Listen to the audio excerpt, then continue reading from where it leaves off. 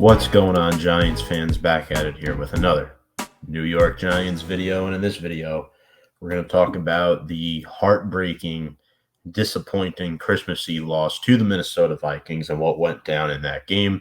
Some good, some bad, couple takeaways, and where Big Blue goes from here. Now, folks, before we dive into that, if you're new, make sure to go check us out on all of our social media platforms: Instagram, Twitter, YouTube, at Big Blue Avenue. Appreciate all the support. You see a different background here. I'm at my parents' house in Florida for the holidays, for Christmas, and then potentially the new year as well. Quick reminder, you can sign up with BetUS. They are our sponsor. With our promo code below, if you want a discount, joint125, you get a 125% sign-up bonus. You can bet on the go, anywhere, anytime, from your mobile device. That is BetUS, where the game begins. So, to this game, the Vikings outlasted the Giants by 3. And I want to shout out my co-host Sam for correctly predicting the score of this game. It just seems, and I read a very absurd stat today that on potential game-changing field goals of 60-plus yards over the past decade or so, teams are 3 for 3 against the Giants. Everyone else is like 2 for 15, something like that. Absolutely absurd. But Greg Joseph drills the game winner, 61 yards out, sends the Giants packing back down to 8-6-1. Vikings improve to 12-3 and 8-1 at home this year. They wrap up their home schedule at 8-1. They're a very dominant team, and they'll be scary in the playoffs if they play at home in Minneapolis. Right now, they're slotted as the 2 seed, so we will see if the Giants get another opportunity to play them or what might happen. But Giants had their fair share of opportunities in this game. It was on Christmas Eve, so I watched about 90% of the game. I missed most of the third quarter, but I caught most of it back on replay. Giants led 13-10 into the fourth quarter, couldn't hold on to the lead. Daniel Jones, though, had a phenomenal game. I expected him to throw for more passing yards than he normally does, but 334 yards against the Vikings is outstanding. 30 for 42 with 1 touchdown. He did have 1 bad interception to Patrick Peterson. He was also sacked 3 times, but when you take more shots down the field, you're bound to throw more interceptions. The philosophy this year for the Giants offense has been to run it conservatively. Now, Jones had a great game, also had 34 rushing yards. He only ran the ball 4 times, and this was clearly his best all-around game of the season. This was the most satisfying and diverse passing chart in a long time for him. Jones was 8 for 12 on passes of 10 or more yards and 2 for 3 on passes of 25 or more yards. And if you include like catchable balls, drop rate, the adjusted completion percentage, Jones had an 86.8 adjusted completion percentage. That's how good he was in this game. Saquon Barkley also had a solid game. Only ran the ball 14 times, but he had 84 yards on the ground, averaged 6 yards a carry, and scored that great 27-yard touchdown on that final drive. He also had 8 catches for 49 yards, so they're trying to get him more involved in the passing game. He does have the most catches on the team this year, and that 4th and 2, man. I mean, Saquon and DJ both want their money, their contracts. They're both playing great on their contract years. Barkley, 27-yard touchdown, 4th and 2. Giants are down 24-16. Beautiful play design by Mike Kafka. Danny was hitting all those dimes on that last drive, and that run helped the Giants tie the game. That 2-point conversion, they ran a similar play that they ran week 1 against the Tennessee Titans this season, and they find Daniel Bellinger in the back of the end zone. Nice job getting the toes down, too, by Bellinger. He did have a costly fumble in this game, but I'd say that 2-point conversion definitely made up for that fumble for the time being. Richie James, I don't care what the stats say. This guy has to go. I don't want him on the Giants anymore after this season. He's been serviceable as a replacement slot man, decent returner, but I don't want him back next year. He had 8 catches for 90 yards, which sounds really good, but he had a couple of costly drops late in the game, not just one, but the one noticeable one was when the Giants were driving. It was 3rd down, and he couldn't catch the ball. It was right in his breadbasket. He couldn't haul it in. Fortunately for Big Blue, Isaiah Hodgins picked up his slack. Hodgins had 8 catches for 89 yards, his best game as a Giant, along with 1 touchdown, his 3rd of the season, which is tied for the team lead. And then, of course, we had Darius Slayton, who's emerged as the number 1 receiver this season with all the injuries. 4 catches for 79 yards. Tied 24-24. Unfortunately, we know what happens after that in the closing seconds of the game. Now, the penalties really killed the Giants, and there are a couple players in this game that I want to identify that I was not impressed by: Evan Neal and John Feliciano. So, first off, Feliciano, the holdings just got to stop. It's too much. He's only on a 1-year deal. I don't expect him back next year, even though he was with Shane and Daboll with the Buffalo Bills. But it's time the Giants draft the center and move on from that experiment. Evan Neal has allowed 20 pressures in the last 3 games, similar, almost like identical to the rookie year that Andrew Thomas had, which was god awful, especially in the first half of the season. So in the last game, Neal has allowed 20 pressures from the right tackle slot. Andrew Thomas has allowed 19 pressures all season, going up against these all-pro edge rushers at the left tackle slot, and Thomas wasn't even voted an alternate to the Pro Bowl, which is a travesty in its own.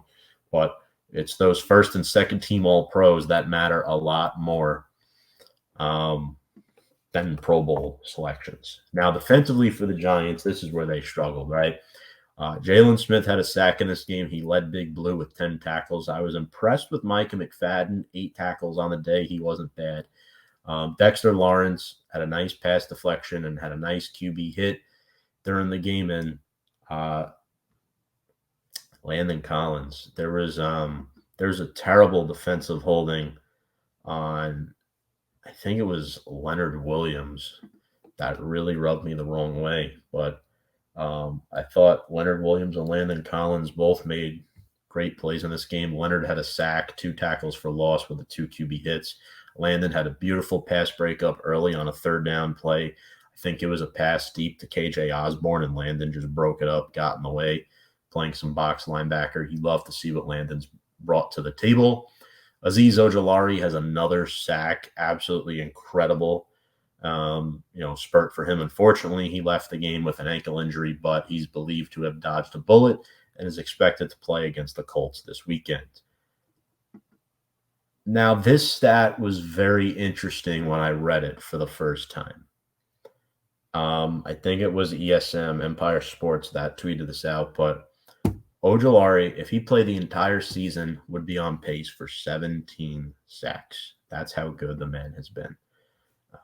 I really like the development of these young players.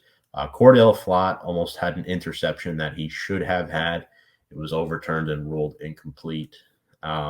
Also, there was a blocked punt in this game, I believe, against Jamie Gillen. I did miss that live, but, not a good look there. However, all 3 of his punts that got off were down inside the 20, so I guess he's improving. Graham Gano, good job keeping the Giants in the game again. The Giants were able to move the ball, but a lot of their drives would stunt around like 25, 30-yard line. Penalties killed them. Vikings making good plays with their front 7, getting pressure on Daniel Jones. So Graham Gano had to kick 3 field goals in this game. He made all of them. I believe it was a pair of 44-yarders and a 55-yarder. So shout out to Graham Gano, who's almost automatic from 50 yards or more. Now, I have a good buddy who's a Vikings fan, and he was texting me. Christmas Eve happened to be his birthday, and he's telling me Daniel Jones looked better than Kirk Cousins in this game. And, I'll argue this. Daniel Jones has looked better than most quarterbacks this season. I won't throw Kirk Cousins in that category for the entire season, but for Saturday, absolutely. Kirk on the game, he should have had 1 interception if Flott only held on to that ball. He threw for 299 yards and 3 touchdowns. He was sacked 4 times. Dalvin Cook, Giants gave up 4 yards a carry to him, but their run defense was shockingly better than Minnesota's. The problem for the Giants was they were unable to stop two of the top options in this offense in Justin Jefferson and TJ Hawkinson. Jetta had 12 catches for 133 yards and a score. Also, on that final drive that led to the 61-yard field goal, Jefferson had 33 receiving yards. Also, what killed the Giants was defending TJ Hawkinson, which is why they need better coverage linebackers next season.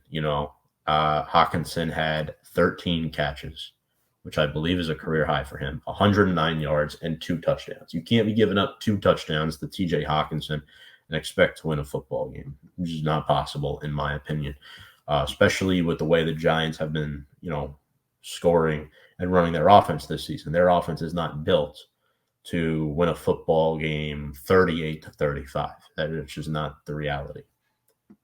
Now, defensively for Minnesota, Danielle Hunter had a great game. I thought he was solid. He had 2 sacks on Daniel Jones, 2 of the 3. Also had 4 quarterback hits and 7 stops.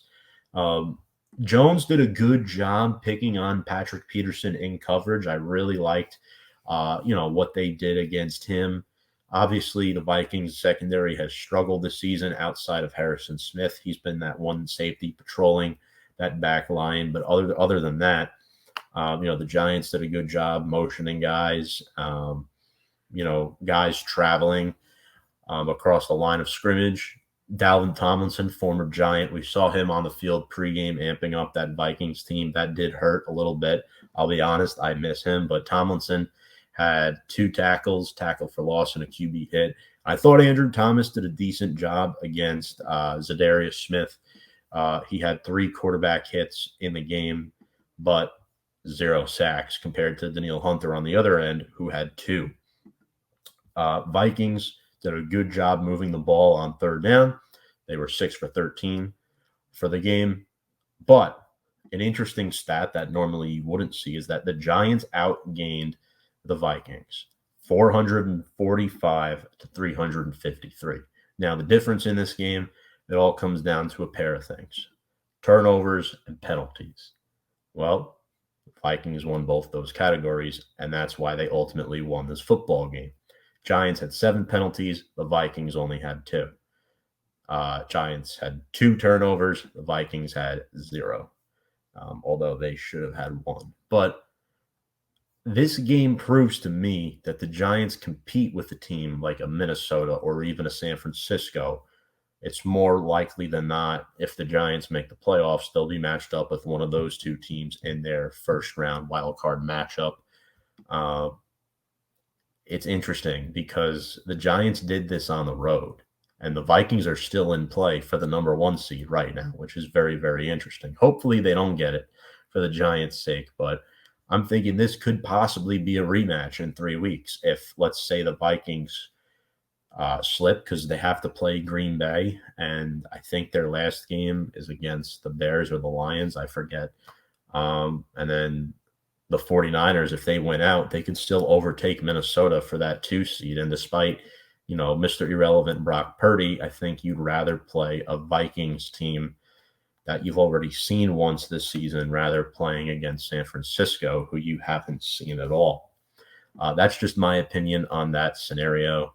One other thing for me I want to say before I wrap up this recap, I think the Giants overall played a solid game. They just made a few more mistakes, and Minnesota made less of those. They deserve to win the football game, unfortunately. A lot of people thought the Giants deserved to win. I mean, I do think to an extent that is true. I think the Giants played maybe the better game for majority of the game, but the Vikings made more plays late when it mattered. Defensively, the Giants just couldn't stop Minnesota. They couldn't stop Justin Jefferson and TJ Hawkinson. But did Daniel Jones earn himself a contract on that last drive when the Giants were down 24-16? I'm telling you, we saw the shit show at MetLife on Thursday night with Zach Wilson.